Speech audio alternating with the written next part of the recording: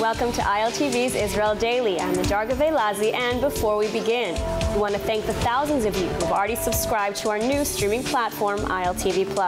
Your support is helping us to bring you the best and most unique content from Israel every day. And now, coming up in today's newscast. 2 IDF officers were killed by friendly fire overnight in the Jordan Valley. Israeli security services uncovers an Iranian attempt to recruit Israeli spies. And the daily number of coronavirus cases reaches an all-time high, 250,000 people already infected since the beginning of the new year.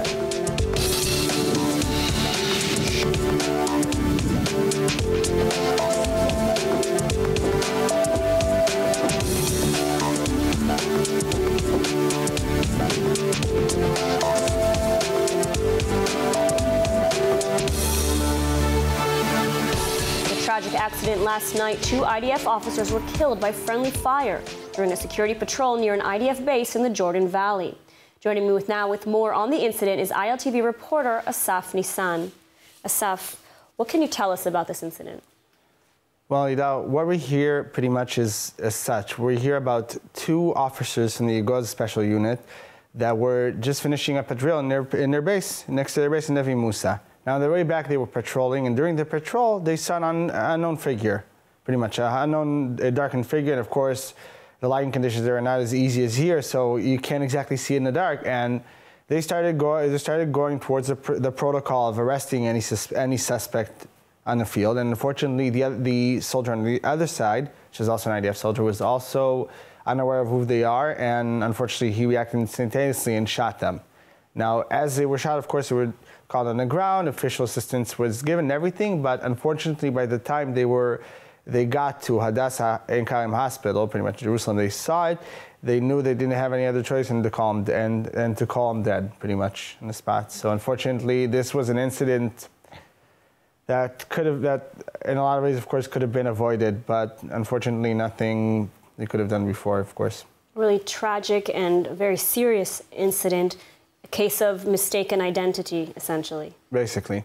Now, again, these cases are a lot of times do happen. It's not rare that there are some types of worriness around the area, especially we're talking about the West Bank. So, of course, there was a suspicion that also came out to be that he suspected a terrorist attack, or pretty much someone trying to come in and steal weapons from the base.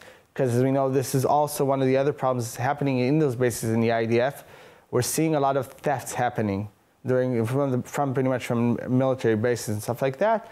So this is not a big surprise for us. Also, that could have been either one of those scenarios that the soldier himself suspected. Again, this is maybe he should have done more. Maybe he should have checked again. But again, the suspicion is a justified suspicion. So there's a real question there of how he could have handled it better, of course. So tensions very high in that area, of course. Now, what is the IDF policy in handling such incidents? I mean, what's going to happen now? I think, first of all, we know that the IDF is investigating the story, and of course will pick up the most important things and implement them later on.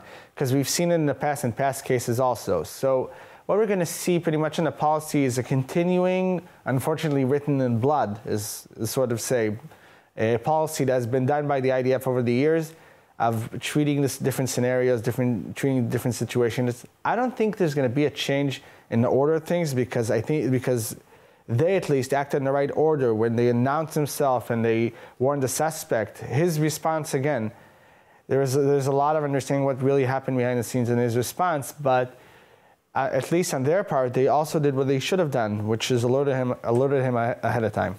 And what can you tell us about the soldiers that were killed?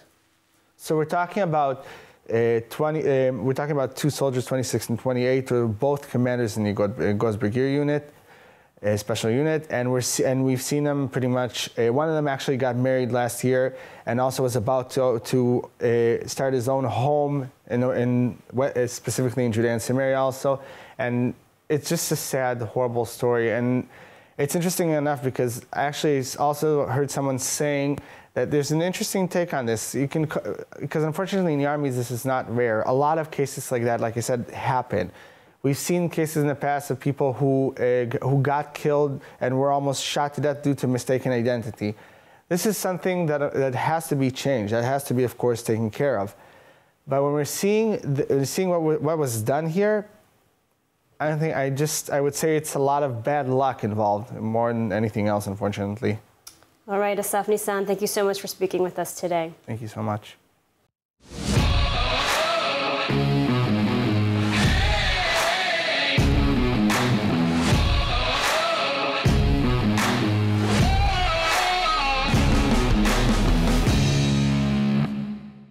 To watch full episodes of ILTV's Israel Daily and tons of other content from Israel, visit our website at iltv.tv or download the ILTV Plus app.